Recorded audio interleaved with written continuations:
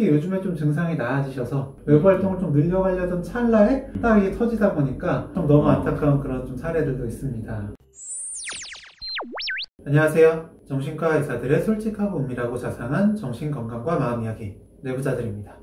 요즘 정말 코로나 때문에 많이 힘드시죠? 저희도 진료실에서 힘드시다 얘기 많이 듣는데요. 다른 것보다도 워낙에 밖을 못 다니시잖아요. 많은 분들이 그냥 집에서 생활을 하시는데 우울증이나 이런 경우에는 좀 활동을 하셔라 이렇게 말씀을 드리고 싶은데 그 말씀도 못 드리니까 참 답답하고 좀 처지고 이런 마음들이 많으신 것 같아요. 특히 요즘에 좀 증상이 나아지셔서 좀 친구들도 만나고 외부 활동을 좀 늘려가려던 찰나에 딱 이게 터지다 보니까 갑자기 다시 안 좋아져서 맞아요. 좀 너무 안타까운 그런 좀 사례들도 있습니다. 본인은 어떤 게 힘드세요? 많이 다니지 못하니까 좀 네. 답답한 마음도 굉장히 크고요. 제가 얼마 전에는 제 아들 돌잔치도 있었는데 그것도 원래는 식당에서 좀 그래도 맛있는 음식을 먹으면서 그렇게 의리의리할 수도 있었는데 네.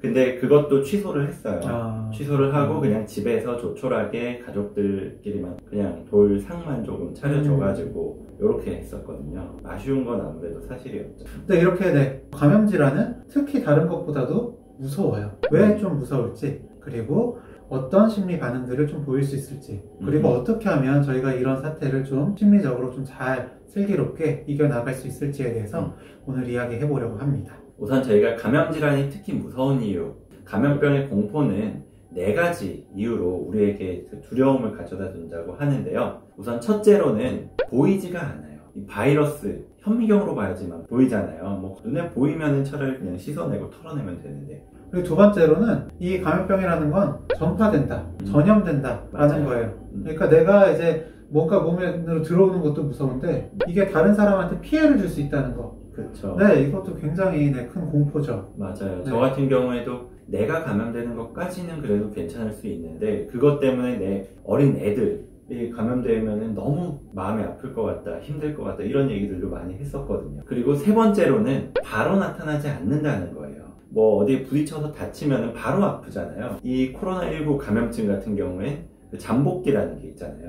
어느 정도 시간이 될 때까지는 내가 감염이 된 건지 아닌지를 알 수 없으니까 그것도 굉장히 답답하죠. 무증상인데도 코로나인가? 네, 머리가 아파도 코로나인가? 그렇죠. 배가 아파도 코로나인가?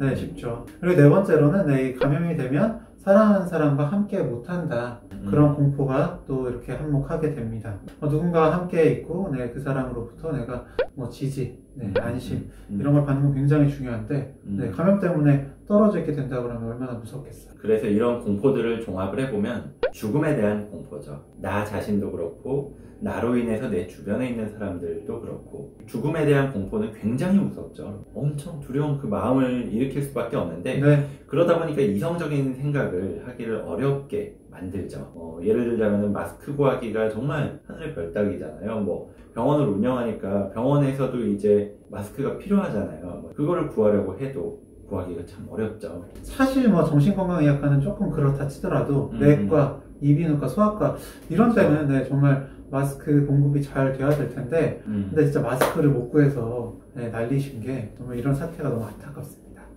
그리고 공포뿐만 아니라 분노의 감정도 굉장히 쉽게 느낄 수가 있죠. 일단은 확진자에 대한 그런 분노들, 확진자의 동선들을 보면서 실제로 자가격리 당했던 분들은 더 크실 거고요. 그렇지 않더라도 계속 이렇게 전파되는 모습들을 보면서 그 전파자에 대해서 분노하고 공격하기가 굉장히 쉽죠. 게다가 그런 확진자분뿐만 아니라 다들 아시겠죠. 종교. 특정 종교에 대해서 도대체 왜 그런 거냐, 왜 이렇게 알리지 않는 거냐, 숨기냐, 아니면 그렇게 돌아다니냐, 이런 욕설들이 굉장히 많고 댓글에도 그렇지만은 사실 주변에서 그냥 얘기하기로도 굉장히 비난을 많이 하잖아요. 또 어떤 정부라든지 질병관리본부라든지 그런 거에 대해서도 좀 분노하게 되기도 하고요. 맞아요. 어떤 이런 분노의 감정도 내가 일단 힘들니까 어떻게든 좀 풀어야 되잖아요. 좀 자연스럽게 나오는 감정일 수가 있습니다.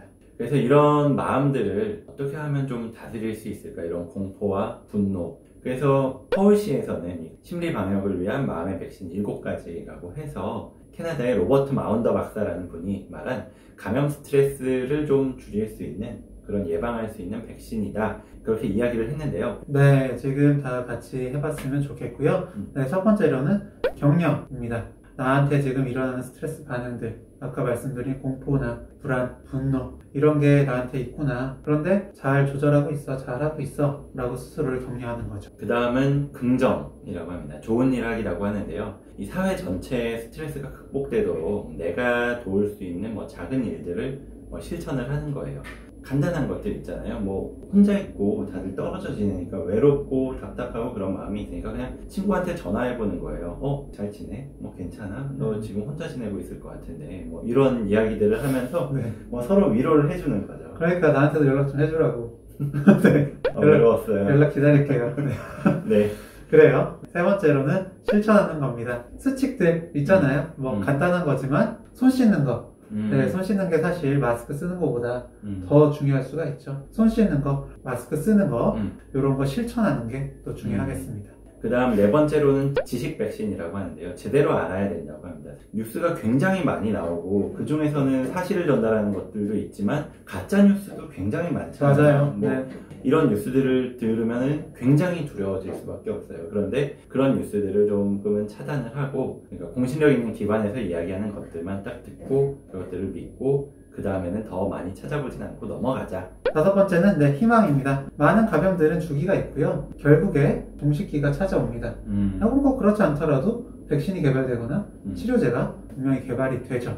그런 만큼 끝이 있다는 걸 알고 희망을 가지셨으면 좋겠습니다. 그 다음 여섯 번째로는 정보 백신입니다. 이거는 도움을 받는 법을 알아두는 건데요. 보건소나 선별진료소 아니면 연락할 곳을 구체적으로 좀 알아놔서 내가 진짜로 필요할 때 도움을 받을 수 있는 곳이 있다. 여기다 연락하면 된다. 이거를 알아두는 거죠. 다만 이거를 확인하기 위해서 지금 1339라든지 이런 데 미리 전화를 하실 필요는 없어요. 정말 필요한 분들도 그렇게 오래 대기를 하는데 내 전화까지 거기 필요하지 않은데 끼어들어가서 너무 딜레이가 되게 하면 안 되니까 미리 전화해 볼 필요는 없지만 내 관할 보건소 1339 요걸 알고 계시면 될 것 같습니다. 네, 저는 개인적으로 그 카카오톡 플러스 친구에서 질병관리본부 그거 거기 메시지 왔는데 그걸로 해서 이제 정보들 찾아보니까 좀 좋았고요.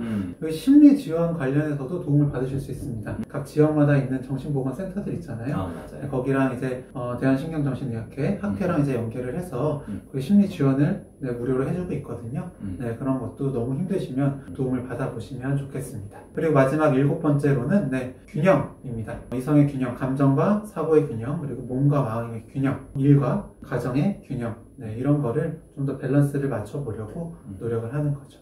이런 7가지 마음 백신이 좀 지금 마음을 다스리는데 또 도움이 됐으면 좋겠습니다. 그래서 요즘 이야기하고 있는 게 사회적 거리두기라는 얘기를 하고 있잖아요. 네. 서로 못 만나는 게 아니라 잠시 안 만나고 있다. 이 상황을 나는 잘 통제를 하면서도 안전한 공간에 머무르면서 다른 사람들과 접촉을 좀 줄이고 그러고 있는 중이지 못 만나는 게 아니다. 그거를 계속 마음속에 담고 있으라. 이런 이야기입니다. 네, 생각을 다르게 함으로써 받는 스트레스를 줄일 수 있어요. 일단 안 만나는 거다 라고 하면 상황을 내가 통제하는 거다 라는 마음이 들고요. 거기서는 확실히 스트레스를 덜 받고 덜 힘들 수 있는 거거든요. 오히려 이런 시간을 통해서 자신을 되돌아보고 이전보다 나아질 수 있는 그런 기회로 삼으셨으면 좋겠습니다. 실제로 이렇게 만나지는 못하고 있지만 예를 들면 전화라든지 저도 좀 전화할게요. 영통? 네. 전화하면서 만나는 것까지는 아니지만 그래도 비슷한 느낌을 느낄 수 있거든요. 그렇게도 하고 아니면 혼자 있는 시간 동안에는 나에 대해서도 생각을 해보고 나름대로 내 시간을 갖는 것도 소중한 시간이 될 수 있어요. 진료실에서 어떤 분이 말씀하신 건데 그동안 정말 쉼없이 계속 일을 하면서 달려오셨는데 이번 일 때문에 하시던 일이 일주일 동안 쉬게 되셨대요. 그랬는데 그 일주일 동안 방을 한번 청소를 해보셨대요. 태어나서 처음으로 자기가 방을 청소를 하셨다는데 그러면서 나에 대해서 생각해보니까 이런 시간을 가질 수가 있구나. 정말 뜻깊은 시간이었다. 이렇게 말씀해 주신 게 기억이 나네요. 좋습니다. 오늘 코로나19 때문에 힘드신 분들 많이 계실 텐데 어떻게 하면 조금이라도 이렇게 마음을 다스리는데 저희의 내용이 도움이 되셨으면 좋겠다는 생각을 해보고요. 나는 이런 방법으로 좀 이렇게 이겨내고 있다 라는 거 혹은 나는 이래서 좀 힘들다 나누고 싶으신 거 있으시면 댓글로 많이 남겨주시면 감사하겠습니다. 이렇게 댓글 통해서 소통해보는 것도 좋겠네요. 네, 다음 시간에 더 유익하고 흥미롭고 재미있는 컨텐츠로 찾아뵙도록 하겠습니다. 감사합니다. 오늘 영상 조금이라도 재밌고 유익하셨다면 구독, 좋아요, 댓글 쓰기, 알림 설정까지 꼭 부탁드립니다. 감사합니다. 감사합니다.